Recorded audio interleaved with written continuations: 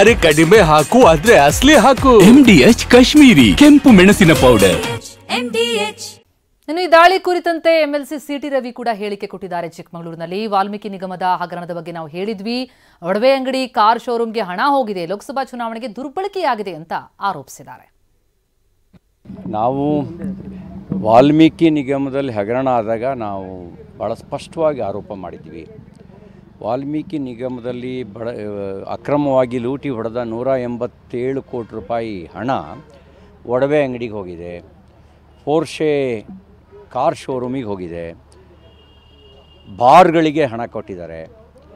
ಲೋಕಸಭಾ ಚುನಾವಣೆಗೆ ಈ ಒಂದು ಹಣವನ್ನು ದುರ್ಬಳಕೆ ಮಾಡಿಕೊಂಡಿದ್ದಾರೆ ಅನ್ನೋದನ್ನು ಅಂಕಿಅಂಶ ಸಮೇತವಾಗಿ ನಾವು ಮಾಹಿತಿ ಕೊಡೋ ಕೆಲಸ ಮಾಡಿದ್ವಿ. ಇಡಿ ದಾಳಿ ಮಾಡಿದೆ. ಸರ್ಕಾರ ನೇಮಕ ಮಾಡಿದಂಥ CID ನಾವು ಮಾಹಿತಿಯನ್ನು ಕೊಟ್ಟರೂ ಕೂಡ ಆ ಮಾಹಿತಿಯನ್ನು ಸರಿಯಾದ ರೀತಿಯಲ್ಲಿ ತನಿಖೆ ನಡೆಸಿರಲಿಲ್ಲ. ಈಗ ಇಡಿ ರೈಡ್ ಮಾಡಿರೋದನ್ನು ನಾನು ಸ್ವಾಗತಿಸ್ತೇನೆ. ತಪ್ಪು ಮಾಡಿದವ್ರಿಗೆ ಶಿಕ್ಷೆ ಆಗಲಿ. ಪರಿಶಿಷ್ಟ ಪಂಗಡದ ಕಲ್ಯಾಣಕ್ಕೆ ಬಳಕೆ ಆಗಬೇಕಾದ ಹಣ, ಅವ್ರ ಗಂಗಾ ಕಲ್ಯಾಣಕ್ಕೆ, ಅವ್ರ ಸ್ವಯಂ ಉದ್ಯೋಗ ಯೋಜನೆಗೆ, ವಾಹನ ಖರೀದಿಗೆ, ಭೂ ಖರೀದಿಗೆ ಬಳಕೆ ಆಗಬೇಕಾದಂಥ ಹಣ ಚುನಾವಣೆಗೆ ಅಕ್ರಮಕ್ಕೆ ಬಳಕೆ ಆಗೋದು, ಬಾರಿಗೆ, ಇದು ಒಡವೆ ಅಂಗಡಿಗಳಿಗೆ, ಕಾರ್ ಶೋರೂಮ್ಗಳಿಗೆ ಕೊಡೋದು, ಇದೊಂದು ರೀತಿಯ ದರೋಡೆಗಿಂತ ಕ್ರೂರವಾಗಿರ್ತಕ್ಕಂಥದ್ದು. ವ್ಯವಸ್ಥೆಯೊಳಗಿರೋರೇ ಸೇರಿಕೊಂಡು ಮಾಡಿದಂಥ ದರೋಡೆ. ಹಾಗಾಗಿ ಇದರದ್ದು ಸಮಗ್ರ ತನಿಖೆ ಆಗಲಿ ಅಂತ ನಾನು ಆಗ್ರಹ.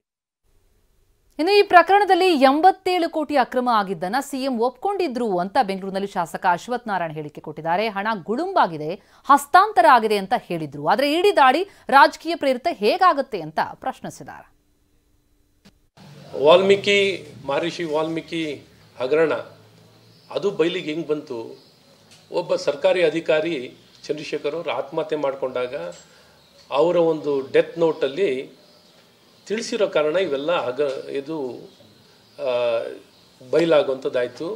ಇಡಿಯವರು ಮುಂದೆ ತನಿಖೆನ ಮುಂದುವರಿಸಿ ಈಗೇನು ಬಳ್ಳಾರಿಯ 4 ಜನ ಶಾಸಕರ ಮನೆಯಲ್ಲಿ ಇವತ್ತೇನು ಸರ್ಚ್ ಆಗ್ತಿರೋವಂಥದ್ದು, ತನಿಖೆ ಆಗ್ತಿರೋವಂಥದ್ದು, ಮತ್ತು ಲೋಕಸಭಾ ಸದಸ್ಯರು ತುಕಾರಾಮ್ ಅವರ ಎಲೆಕ್ಷನ್ಗೆ ಲೋಕಸಭಾ ಚುನಾವಣೆಗೆ ಬಳಕೆ ಆಗಿದೆ ಅನ್ನೋಂಥ ಸುದ್ದಿ ಆಗ್ತಿತ್ತು, ಆಪಾದನೆ ಇತ್ತು. ಈಗ ಅದನ್ನು ಸತ್ಯವಾಗ್ತಿದೆ.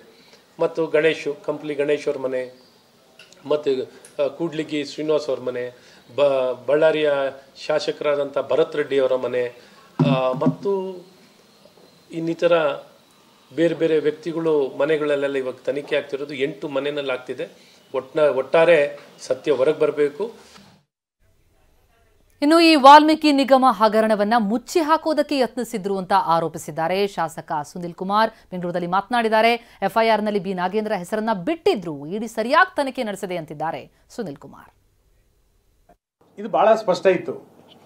ಇಡಿ ತನ್ನ FIRನಲ್ಲಿ ಇದನ್ನ ಚುನಾವಣೆಗೆ ಬಳಕೆ ಮಾಡಿಕೊಂಡಿದ್ದಾರೆ, ಬೇರೆ ಬೇರೆ ಕಡೆಗೆ ಹಣ ದುರ್ಬಳಕೆ ಆಗಿದೆ ಅಂತೇಳಿ FIRನಲ್ಲಿ ಸೇರಿಸಿತ್ತು.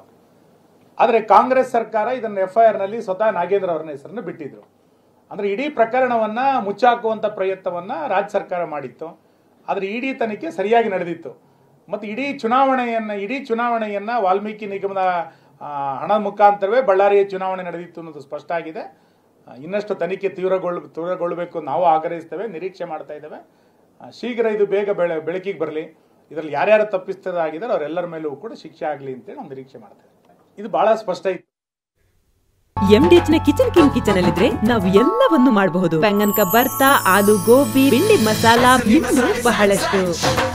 MDH